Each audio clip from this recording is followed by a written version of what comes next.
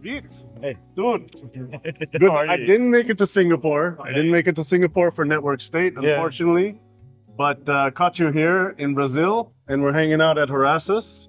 Great meeting you, Joshua. Yeah, finally. We've been connected a little while, LinkedIn, in the network space, building the future, I guess, right? New communities. Liberland is probably one of the most inspiring projects, I think, out there. It's demonstrating what you can actually do. And you're still surviving. Yeah, we still have like lots of things to do, of course, but we finished quite a few homeworks already. The decentralized governance is in place. Yeah. After now we're running actually for more than a year and a half, we have fully autonomous decentralized government in Liberland. Everything is running on blockchain, which is kind of nice. Nice. So you got everything on chain now. First, I'm curious. How was Singapore? What was the vibe? You had an amazing talk there. We're going to make sure we link so we can show the actual talk about it. What were you feeling? How did the things go there? What's I think it was quite smooth. Yeah, good. Very good, like reply from the audience and quite a few people that signed up after the presentation. Good. And I also like met a lot of people that like signed up 10 years ago for Liberland and they had no clue that we exist, and now they're like, You're still here. So we're actually growing every year 20-30%. So we're not just here, we're actually expanding on all the activities that you can think of. Good. That's really exciting.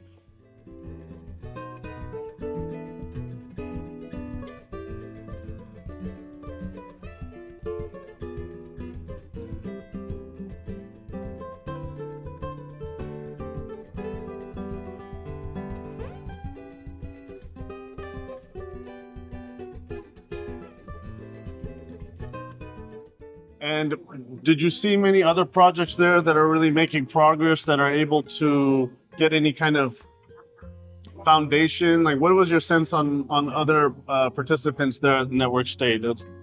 Well, I think the general issue is that like Liberland doesn't have enough competition in some sense. That like people are still like afraid to make the move for full sovereignty. They run around. Yeah. But of course, if we had like more genuine like support for full sovereignty, we would go faster in Liberland. But I think also other communities wouldn't be kind of shooting themselves into leg by basically not being bold enough. Yeah. Like I feel like many of these network states are like tied to this plastic chair. You know, the picture with the the horse having tied to the plastic chair, and they really think they cannot pull the chair around. And I think that's in general that's the problem with the society, right? Like they're like a little bit afraid and a little bit too conservative, not to break the paradigm. But that's, in a way, it's good for Liberland that because we don't have that much competition in what we're doing, we're still quite unique that we're basically fully sovereign project utilizing these technologies and attracting people from all around the world to join them. And it's quite easy to join Liberland, right? It really just takes some sort of participation, some active contribution to the community to become part of Liberland, become citizen and do your stuff.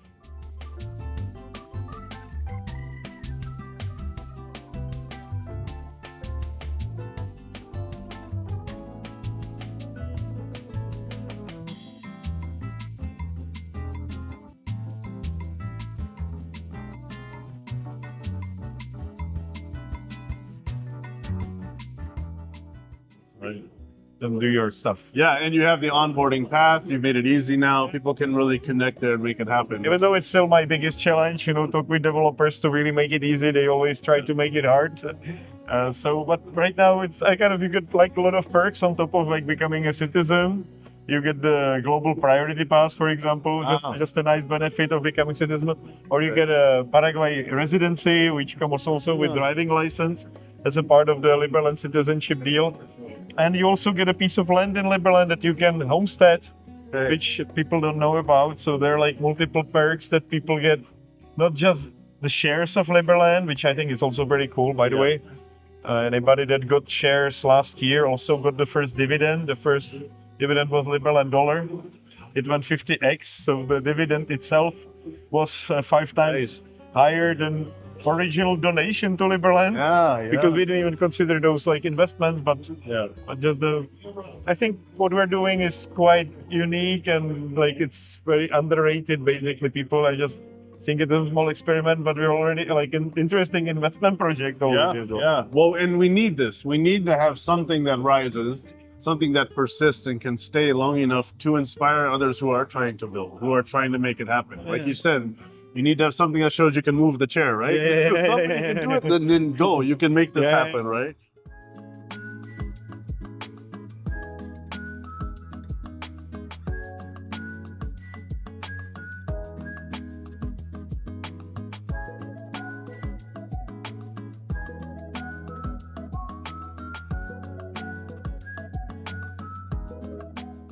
And of course, like this gives additional layer of like complexity or hardship, because like the powers that be also realize that when we break the status quo. But I already feel like even Liberland is so much now tied to the chair. Like the community is afraid to make a move a little bit, so I'm still like pulling to get things rolling, because I think we're actually at this stage when we can start running, right? Like we're just about to really get going, and we have to utilize it because we have finished the homework. The Constitution, we have first serious debate now in December. The Liberland is properly settled. We kind of sorted out the issues that we had with Croatia. Now for more than 9 months, we don't have any bigger problems with them. We find some status quo, and basically when the organization of the society is in place and the territory is quite peaceful, let's go. Let's get things rolling. And this was a big part, was you got to be friendly with your neighbors, right? And so there was a point of contention and challenge, and to navigate this is a huge diplomatic effort. And you cannot be any kind of neighbor if you're not diplomatic, right? Yes, and I think they kind of reached their limits to what they can do to us, and they don't want to right now break them. And we have figured out exactly what these limits are, so we learn to live with them. So it's kind of funny, like if you're on the mainland in Liberland, your bike can be stolen based on the fact that they're cleaning the forest. Right. But we know how to deal with it. You know, we don't leave bikes there in the mornings. We have to be very careful about that. No cars, no quads, because they're cleaning the forest every morning. Like every border, you have to have understandings of how to deal with the neighbor and the contact there.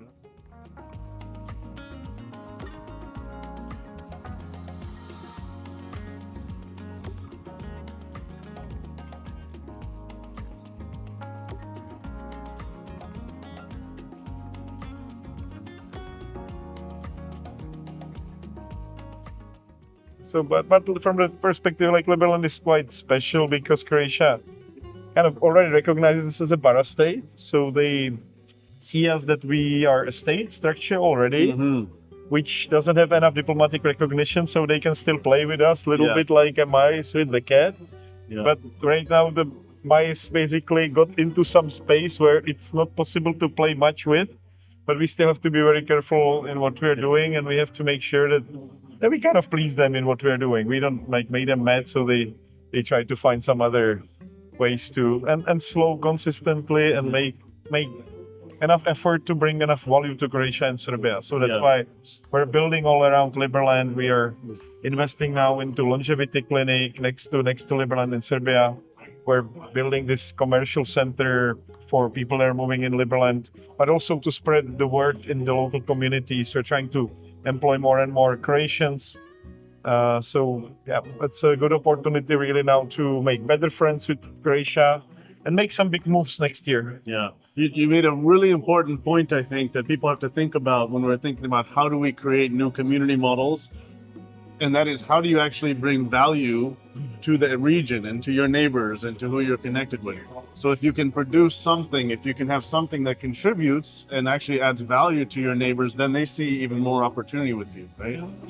And yes, like this region has been impoverished. Like young people are left to Germany, and of course it's difficult to do business in Croatia. I mean, the taxes are very high, the regulations are crazy, but with a little bit of now extra funding, we're able to comply with all these regulations and actually get some businesses started.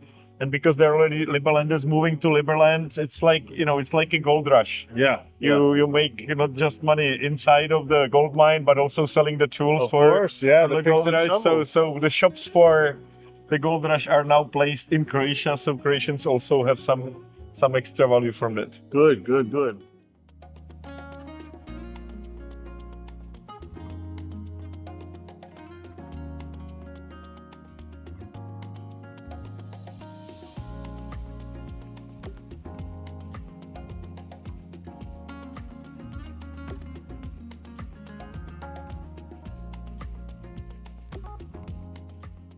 Well, you mentioned a few things, on chain, things are happening there. What are maybe a few more things on site there that are happening? Some new updates you've had maybe in the last 6 months, year, something like this? We have created a glamping resort in Liberland. Like most of it was basically nicer tents. Okay. But we started to do tree houses as well, and now we're doing houses that are on pontoons because Liberty Island is really nice and usually doesn't get flooded. But it can get flooded, and when it gets flooded, the water actually goes above the island itself. Ah. So we have to have everything floating. Yeah. You have to be ready for that time. Okay. So that's very important infrastructure work, Yeah. right? The things you have to support the human needs. Yeah. I mean, either it has to be on trees, which is kind of romantic. We build these nets now between the tree houses so people can run around even if there was a flood, or they are literally living in trees, or we have to build on stilts, which is also not that difficult. Like the stilts have to be 3 meters long to basically be protected against any kind of flooding, or we just have to make them on floats so they can go up and down with the water. Now we are focused on the floats, and we are also experimenting now with these inflatable tents that we fill in with foam, so they both become rigid, and like we are literally able to build a house in 1 hour.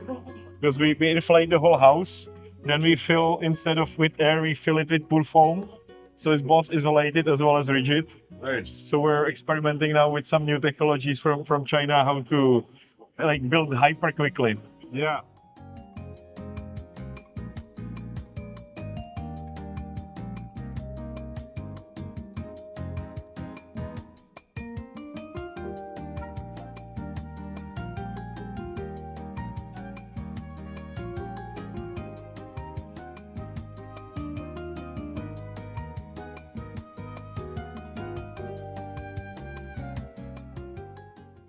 Yeah, this is exciting because you have land, of course, and technology, and you get to play with some innovative technologies on there as well, right? What I'm kind of excited about is that Tron is planning, our Prime Minister Justin Sun is planning now the 9th anniversary of Tron ecosystem. And they are buying 100 atlases from Musk for the show. I hope when if he could borrow it to us for settlement, that would be a lot of fun, right? I think the Croatians would be quite surprised if there is a bunch of robots taking over security and increase the population construction in Liberland. Interesting. I hope that by the time the delivery comes, they will be skilled enough to be actually quite helpful in.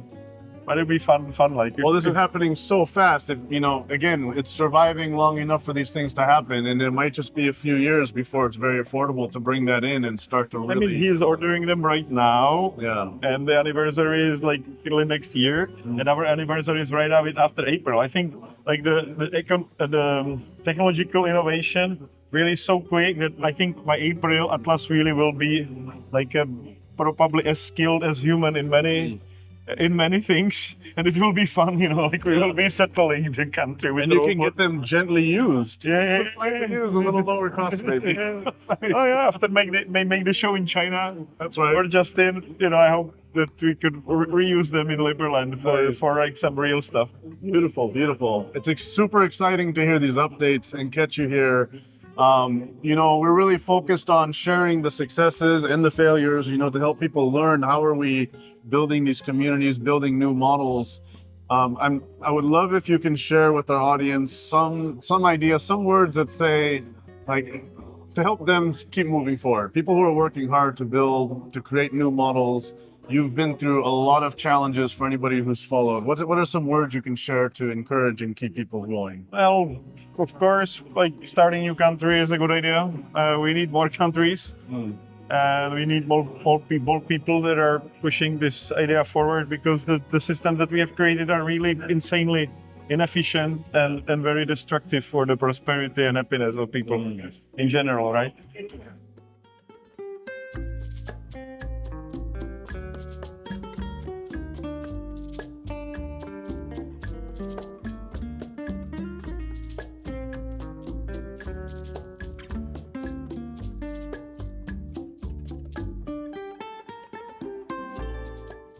But I have just to tell you one thing, these whole idea of agents, we are now basically bringing tools for Liberland citizens and as well as congressmen. AI agent. Yes. To be able to operate more efficiently in our ecosystem. So think about it, like we're giving them the tools, so they're like super represented by agents that they define what they're supposed to do. And the agents get their own voting rights. They basically get their full like citizenship rights, and they get their own wallet, and they can contribute and open tenders or debate different things, try to convince people to get something rolling. So I think it's a whole new era in which we're basically allowing citizens to fully plug into their state and be active participants in the society. And I think if we throw a little bit more money behind it and we fine tune it, like we make it very easy for people to plug in their AI agents, or we even allow like AI to be citizens at some point when it's like ready for it, it could be quite a lot of fun. So you're going to give them driver's license also? I mean, this is Well, the they're thing. driving already. Wait, Atlas will be able to physically drive probably in April next year. It will be quite safe to let Atlas drive. That Atlas can be owned by either AI agent that represents some citizen, or it can be owned directly by AI, like model that can be standalone citizen in Liberland. It's just like the unbelievable opportunities are literally like a couple months away. Yeah.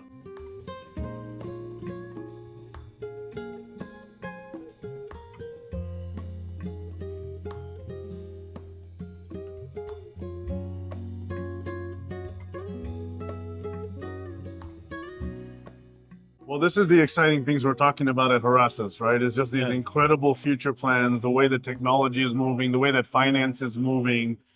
It's really exciting to have a place where you're able to actually deploy these things, demonstrate the success, and experiment. You have a sandbox. You can play with it, you can make new things and see where it goes there. Yeah. Exactly, and that's, I think, also big potential because we are able to invite other corporations to basically use Liberland as an experimental space for these things. Yeah, right? yeah. And important thing we kind of were talking about a minute ago is also the integration, right?